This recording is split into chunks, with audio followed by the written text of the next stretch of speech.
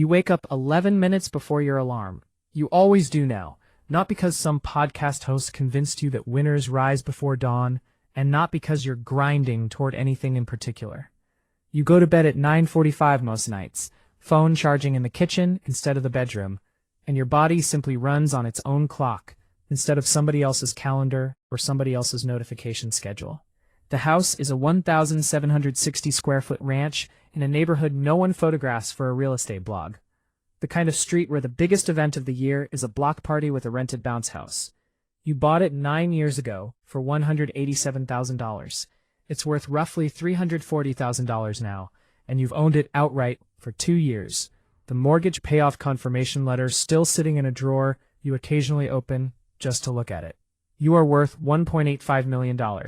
Nobody knows this. Not your neighbors, not your coworkers, not your brother-in-law with the leased Tesla who spent Thanksgiving explaining why leasing beats owning if you really run the numbers, gesturing with a fork for emphasis. You just nodded and passed the green beans. You put on the same style of gray Henley you've worn since 2019. You own 5, nearly identical. This isn't frugality performed as suffering. This is the quiet relief of never once standing in front of a closet, wondering who you're supposed to be that day. You make coffee at home in a $12 drip machine you've had since grad school. Skipping the coffee shop on the way to work saves somewhere around $1,400 a year. But here's what nobody tells you about that number. The $1,400 was never really the point. The point was becoming someone who asks once, "Do I actually need this?" and then never has to ask it again about that particular thing for the rest of your life. While the coffee brews, you check the number. 90 seconds, maybe less. It's the only time all day you'll look at money on purpose.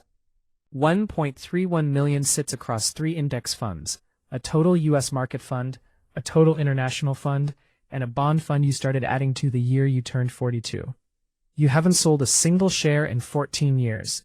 Not in 2020, when the market fell 34% in 5 weeks and your account shed the price of a decent car every couple of days.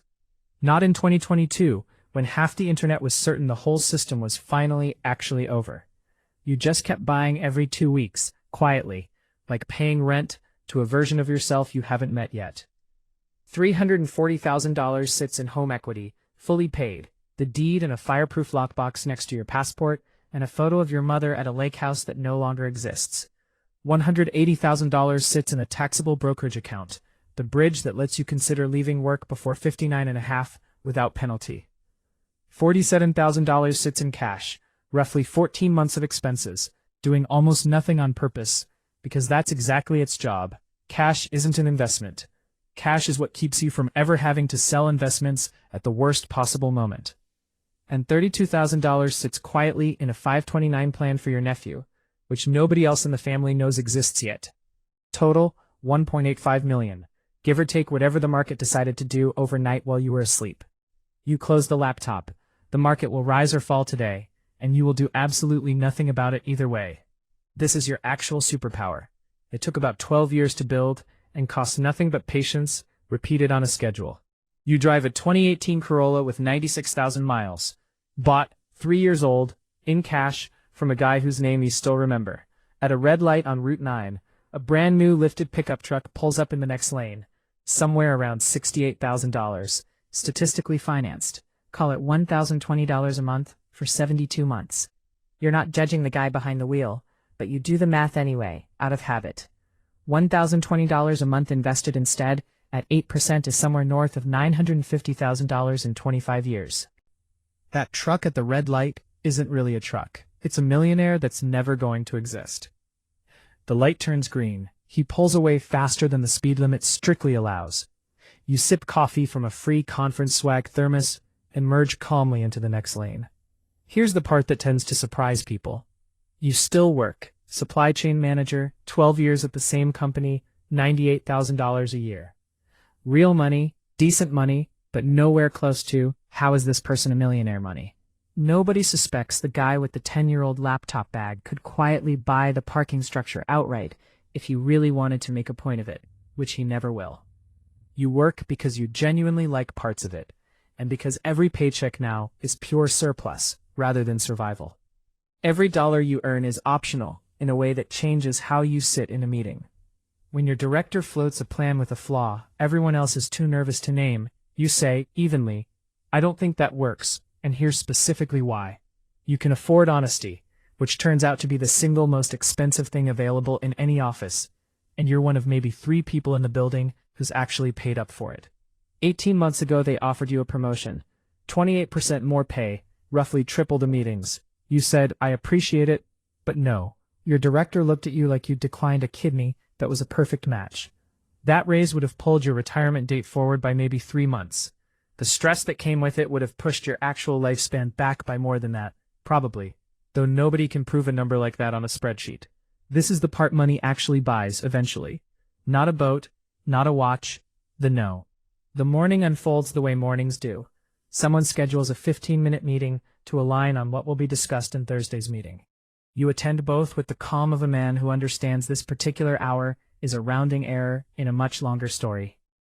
At 10:20, a younger coworker catches you refilling your water bottle in the kitchen.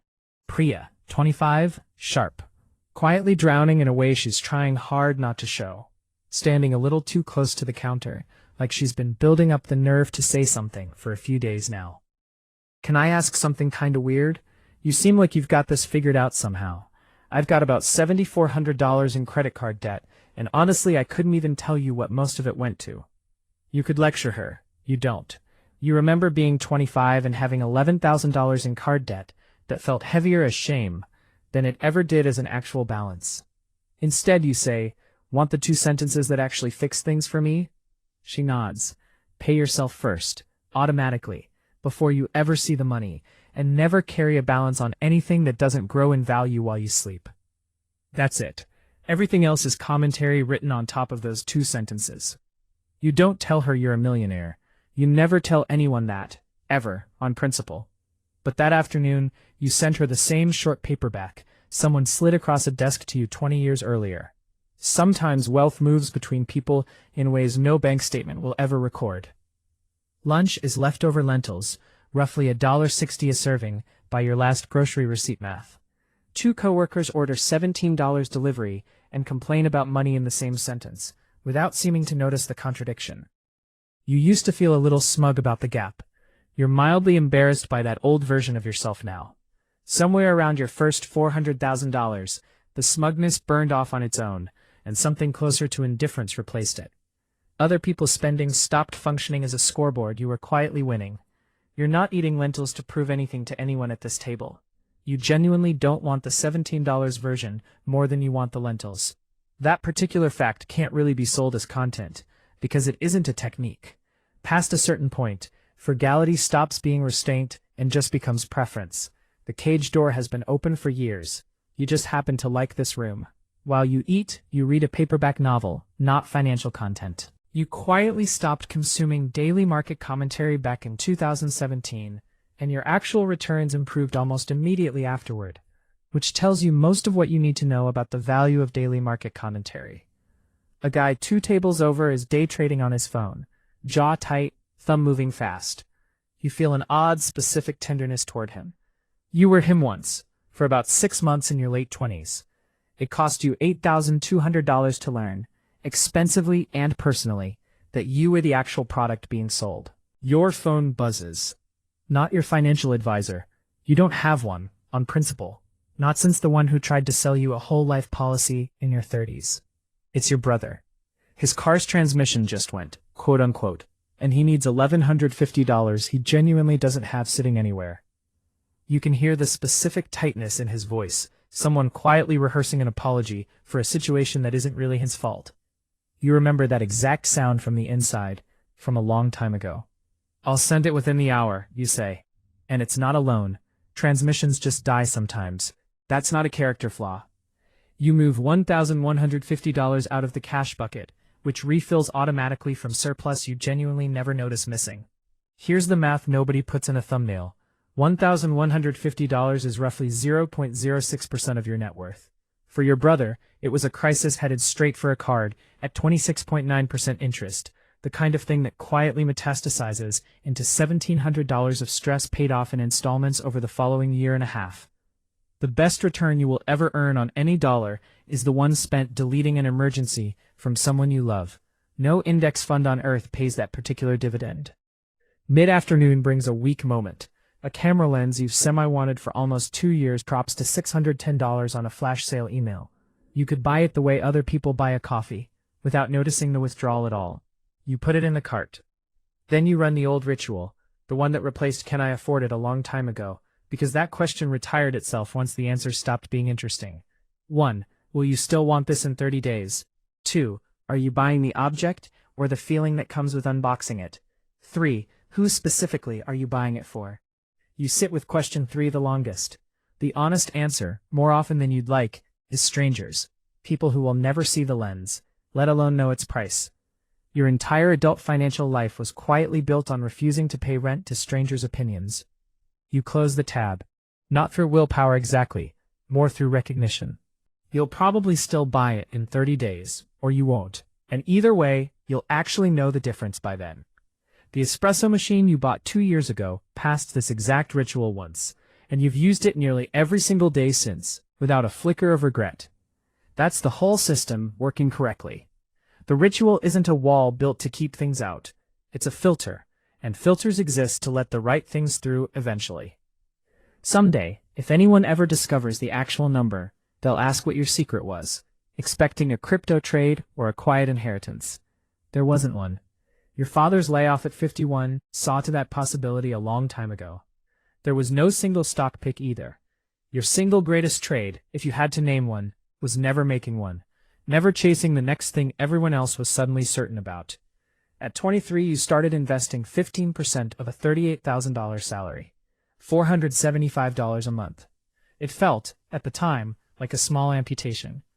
Every raise after that, roughly half went to lifestyle and half went to the machine, quietly, until the machine was absorbing close to 30% of a solidly six-figure income, and you genuinely stopped noticing the deduction entirely.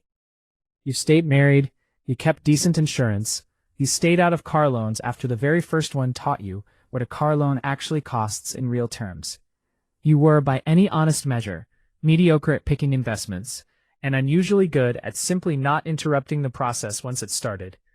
24 years. That's the entire mechanism. The secret is that there isn't one, only a long, boring corridor with no windows in it, and almost everyone exits early, precisely because nobody applauds you for walking down an unremarkable hallway. Compound interest is the rare kind of miracle that works exclusively on people who mostly forget to check on it. Your net worth crossed $100,000 after roughly 6 years. The second $100,000 took about 3 years. The most recent $100,000 took just over 4 months, without you doing anything meaningfully different. The corridor has no windows, but it does eventually have an exit, and the exit turns out to look exactly like an ordinary Tuesday afternoon like this one. You pull into the driveway at 5:35.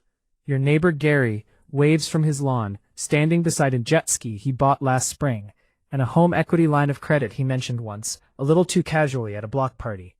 Gary makes noticeably more money than you do. Gary is, by almost every visible measure, winning. You privately estimate Gary could not survive 4 months without his next paycheck landing on schedule. You are not better than Gary.